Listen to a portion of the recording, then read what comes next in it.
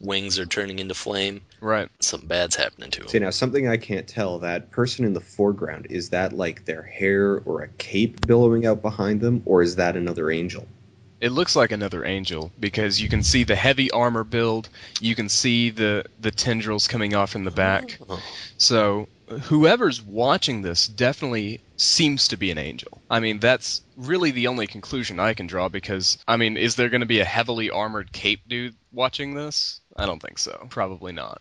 I just assumed that was your character standing front and center foreground. I don't think, In a cinematic. honestly, I don't think it matches with any of the characters. I mean, if it were the barbarian, he wouldn't have the cape. If it were the demon hunter, the armor wouldn't be as big. You know what I mean? Could just be a generic place. Chick is suggesting that Imperius is the big guy, and that's Tyrael in the foreground. It's possible. I hope we see more angels in It's Diablo. actually me glowing. It's me. Ken just hit level 60, everybody. Yeah, that's what it'll look like.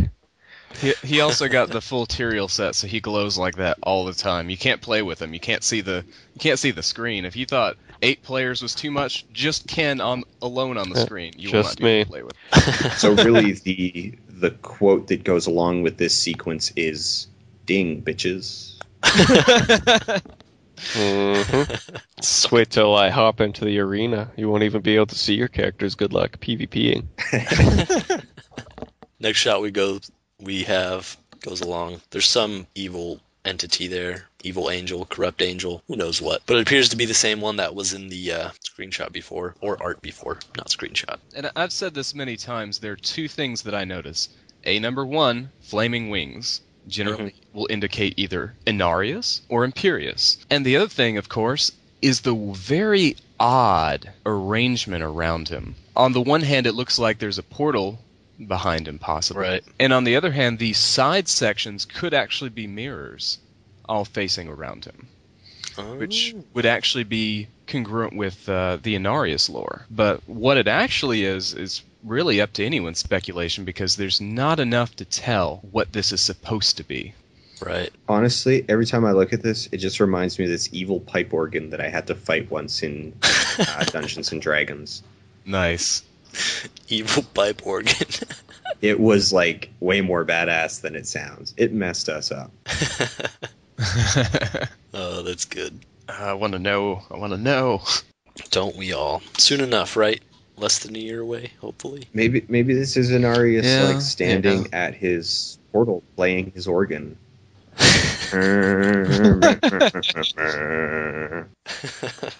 Next 2 shots we got are very similar, though there is a change to them. One has a giant gaping hole in the ground. The other is, I don't know what, crash site for a crater, or for a meteorite that forced the ground to shoot up. And the other one's a gaping hole that a meteor came into? I think they're in the wrong order. I think number 2 is actually number 1. What happens first? Yeah. Okay. Because the first one, you see there's a crater, it's glowing orange, there's fire, there's smoke. Mm-hmm. So I think number 2 is the impact, because in number 2 it looks like that's just kind of an open plain or something, Right. Down a river valley. Mm-hmm. And then number 2, you got the gaping hole. This is some cinematic concept art again. We've actually seen something similar, I believe, in the official trailer for Diablo 3. Oh, yeah. Now, what do you make of those armies at the bottom?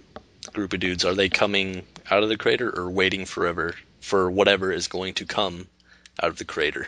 Number 2, they're waiting for him. Okay, I'd agree. Because the guards standing in the foreground are kind of giving it away. They're sitting there watching. Right. I almost think that this is an unexpected part of something else that was already in progress. Like, in the time that there's been sort of this loose peace in Sanctuary, maybe all of the human nations they've had time to build up armies and start warring against each other. And, ultimately a story about man's own hubris and the instability of peace. Unless we are persecuted, we just start fighting one another. Well, it is a theme within the story if you look at the history of the Herodrum. As soon as the primevals were defeated, they broke apart and feuded with each other. The only other thing about the armies I would notice, because of the exact uniform nature of them, there's no variation, whereas if it were a demonic army, you would see variation. They wouldn't all be the exact same size and in formation. Okay, I get that. Now, is this an offshoot of the main meteor that hits at Tristram? Because my assumption was you have the big, massive one that hits at Tristram, and that's where like all the nonsense happens. But is this like just an offshoot that happens at Bastion's Keep? Because that's where I'm assuming this takes place, is Bastion's Keep. Well, based on my perspective, if this were in fact all orchestrated by heaven, which is what they really do seem to imply, then the way that heaven tends to work is that they will create chaos everywhere at the same time. So, if you want to burn down the forest, you don't just set one fire at the edge, you set fires everywhere all at once. Right. Makes sense. I think that's pretty much what we're looking at here, is that there are multiple meteors going off at different places to set off a series of chain events. Mm-hmm. The invasion has begun.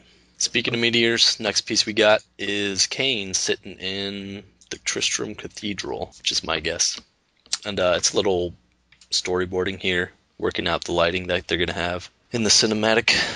Cool little notes if you're interested in that type of thing. Yeah, it's pretty interesting. He's like, I'm really focused. What is that? Oh, God. It's my impression of the three images in sequence. It's a cool thing to go behind the scenes and see how they change the tone of a shot, and how much detail and thought they put into it, into the lighting and everything. Lighting's a very important thing. Oh yeah, most definitely. It's also interesting how in the third shot all of the candles are blown out. Right, meteor coming down. I really hope that's just a 747. How old is he? We speculated on this before. No idea. He was really old. Ancient. He's like 150. At least. It's ridiculous. He was no spring chicken in Diablo 1. I'm just going to throw that out there. Yep.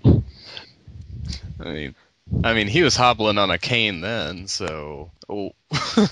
Next shot we got is of...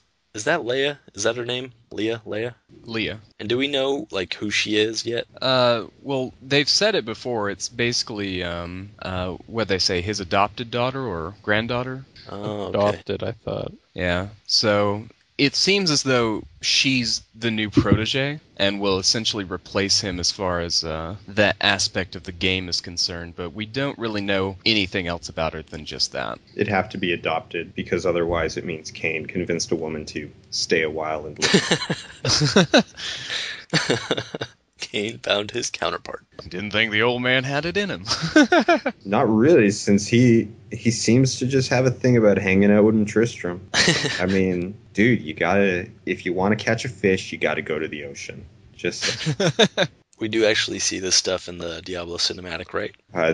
yeah. Of course, we have the codename Hydra up there in the corner, which everyone knows, or everyone should know. That was the codename for Diablo 3 while it was under wraps. Oh, yeah. Development. That's sweet. David August Long. 30th, 2007. Next shot we got is of the Mistress of Pain, presumably a boss. Excellent. And it looks like she's chained up, so I wonder how that's going to work when you fight her. Does she break I free of the think chains? she's just into that. Some people I'm just not mad are. at that. And, you're running at her and you have to fell the field of severed heads floating in Ooh, chains. maybe she throws them at you, severed heads. Maybe they swing around and bite at you. Find it here. She reminds me of the Avatar of Woe. Avatar of Woe. Never heard of it. Find the picture for you. She's There's kinda hot. definitely some. How did I just forget the artist's name? If you're into that Alien sort of Geiger. There's definitely some Geiger influence in this design, with the penis heads growing out of her legs. And I'm not just saying that lightly. Like, honestly, Geiger's Alien from the series, it was all about dicks. That was intentional. It was all about Really? dicks. Yes. The entire thing is about How about that? Wow. Okay, I posted the link to the Avatar of Woe. Just give the Avatar of Woe a bunch of legs and you got it. yeah. Oh, I see that. That's a weird weapon she's got. Oh, she's so nasty. Like, I don't know if you play Magic, but she is a nasty character. Dude, 10 or more creature cards total in all graveyards, cost 6 less to play. And she has Can't be fear, blocked. Oh, man.